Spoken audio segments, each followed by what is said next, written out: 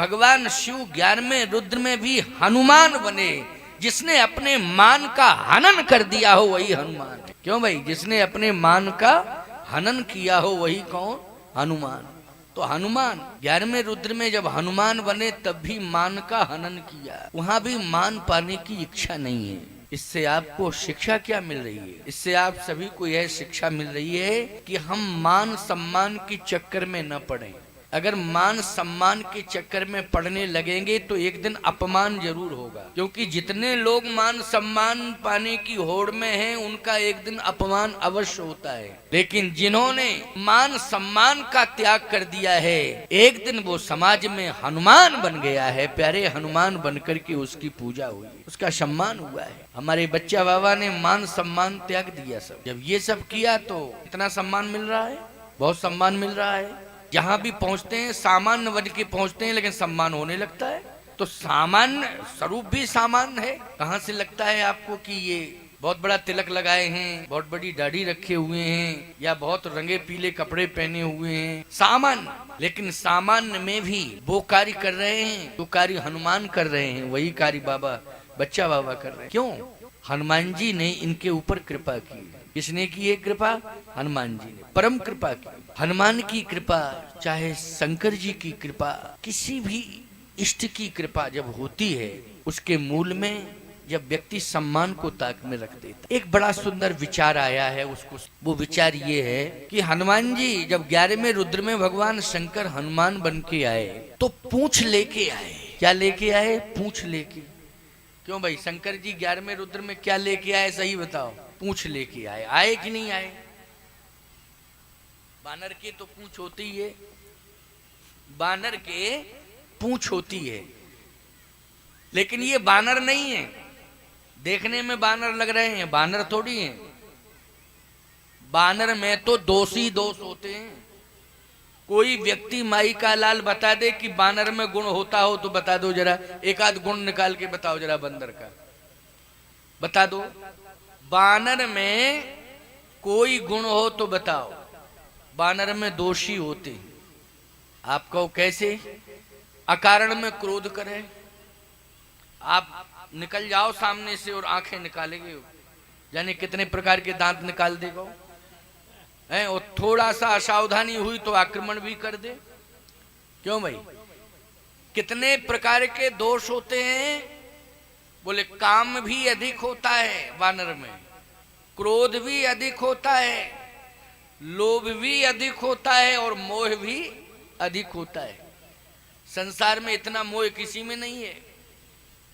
बच्चा जब बंदर का मर जाता है तो बानरी उसको, मृतक बच्चे को न जाने कितने दिनों तक लपेटे रहती है, चपेटे रहती है। जब तक वो टुकड़ों टुकड़ों में नहीं बिखर जाता है तब तक उसका वो त्याग नहीं करती है। मैं कहता हूं इतना बड़ा मोह करने वाला प्राणी संसार में कौन होगा? सोचो जरा, विचार करो।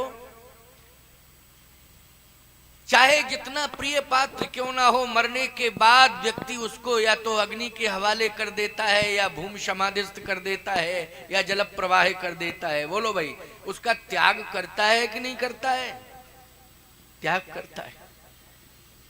मैं कहता हूं 2-4 दिन बहुत प्रभावशाली है व्यक्ति, तो 2-4 दिन उसका शव रखा रहता है, लेकिन कोई भी उस शव को हृदय से नहीं, बैठा बैठा रोता रहेगा व्यक्ति, लेकिन हृदय से लगा के तो नहीं रखेगा। क्यों भाई?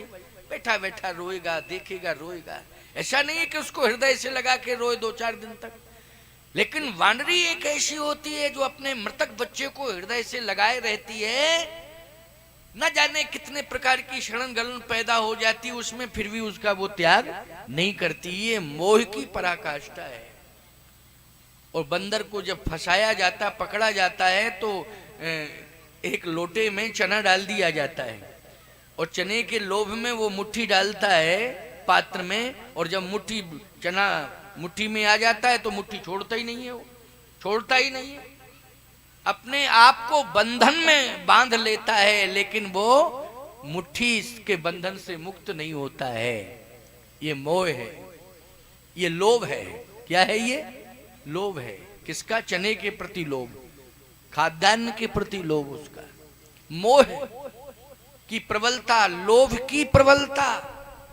और सुनिए आप, क्रोध की प्रबलता, अकारण में क्रोध करता है, कोई कारण नहीं है फिर भी क्रोध करता है। काम की प्रबलता। लेकिन हनुमान जी अगर बंदर होते तो हनुमान जी, मैं ईमानदारी के साथ बताओ, वानरों में तो ये प्रवृत्ति, क्रोध लोभ मोह पास में ही नहीं आ सकता है उनके। बोलो आ सकता है क्या? पास में ही नहीं आ सकता है। लेकिन कारण क्या है प्यारे? कारण है क्योंकि पूंछ लेके आए।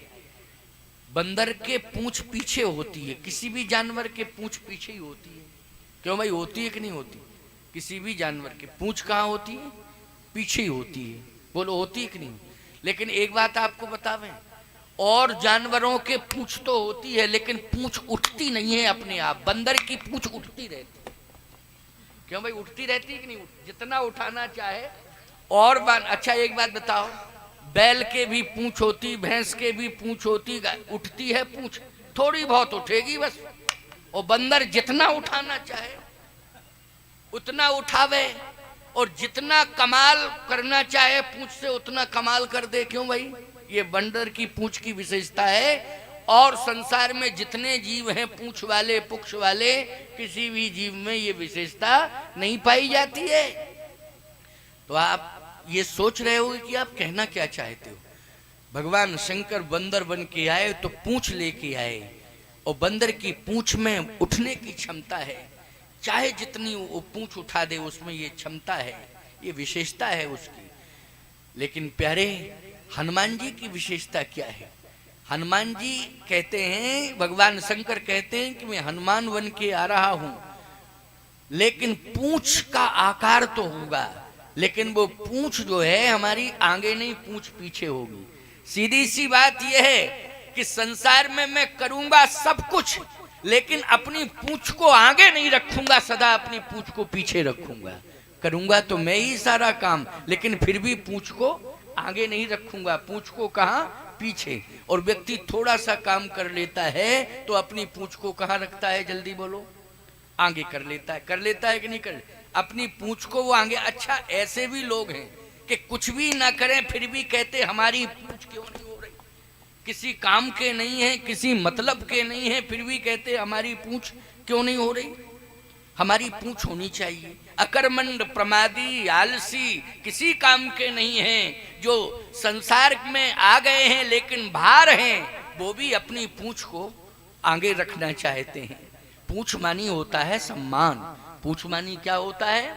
सम्मान। सीधी सी बात।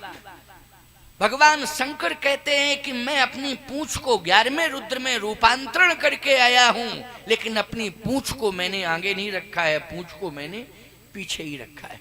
बोले आगे किसे रखा है? गोस्वामी जी कहते हैं आगे तो प्रणवो पवन कुमार, प्रणवो पवन कुमार,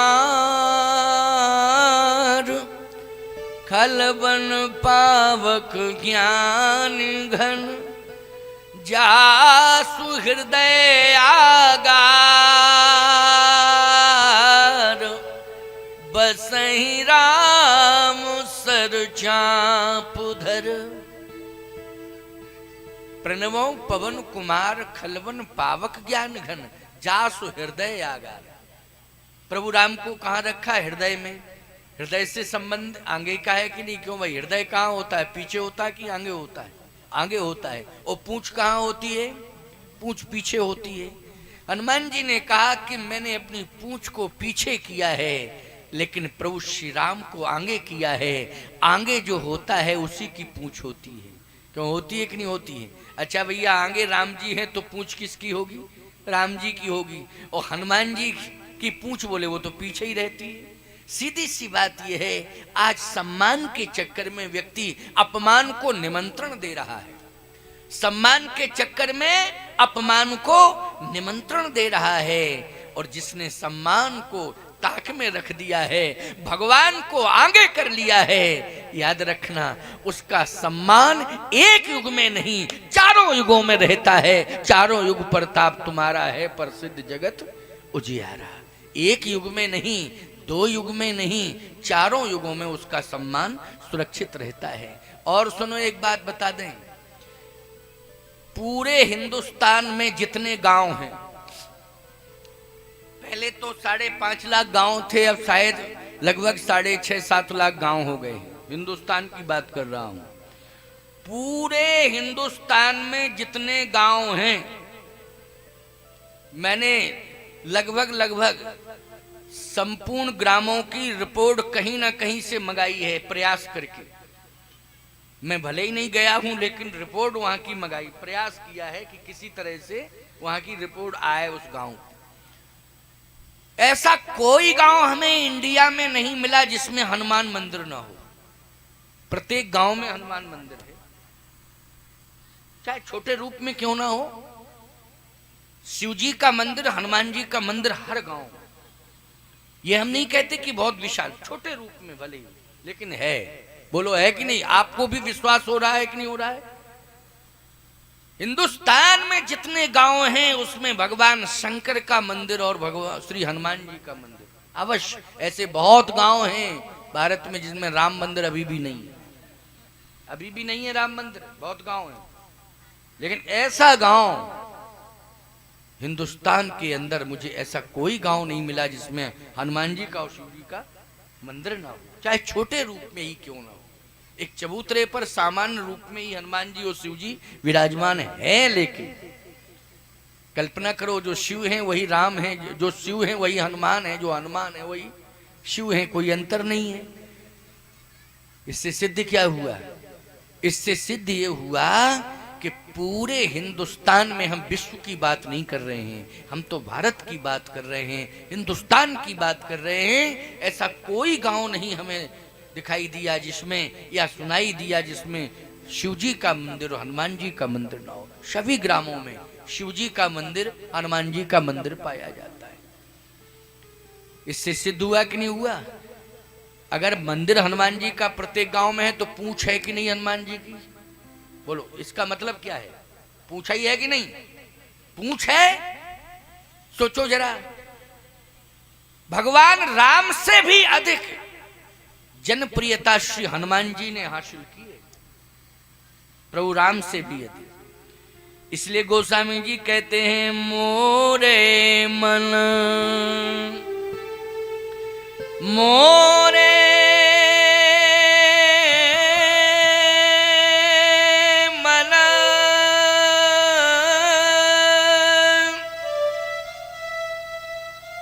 प्रभु अस विश्वासा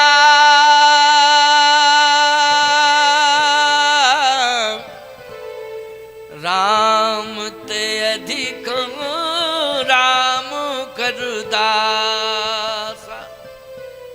राम से अधिक श्री राम जी के दास की महिमा है। तो अब बोलो, राम जी हैं स्वामी और हनुमान जी क्या हैं? दास हैं। बोलो, दास लगा होगा वहां समर्पण का स्वरूप है। बोलो है कि नहीं? किसका स्वरूप है? समर्पण का। याद रखना, जिसके नाम से सम्मान जुड़ गया है, कहीं ना कहीं उसके मंदिर के दरवाजे बंद हो गए। बोलो हो गए हैं कि नहीं हो गए? और सुनो, राम जी के मंदिर जहां जहां बने हैं समय से दरवाजा बंद हो जाता है। बोलो हो जाता है कि नहीं? और शिव जी और हनुमान जी ऐसे हैं कि 24 घंटे दरवाजे खुले। बोलो है कि नहीं? 24 घंटे दरवाजे खुले। बोलो है कि नहीं? और शंकर जी तो कमाल ही है, फिर क्या कहना। बोलो भाई, अब वो बात अलग है कि जबरदस्ती तुम लगा दो दरवाजा तो लगा दो, लेकिन सत्य तो यही है प्यारे, 24 घंटे दरवाजा खुला हुआ है। कभी भी कोई किसी भी समय आवे तो सत्य तो ये है प्यारे, हनुमान जी का सम्मान कितना बढ़ा।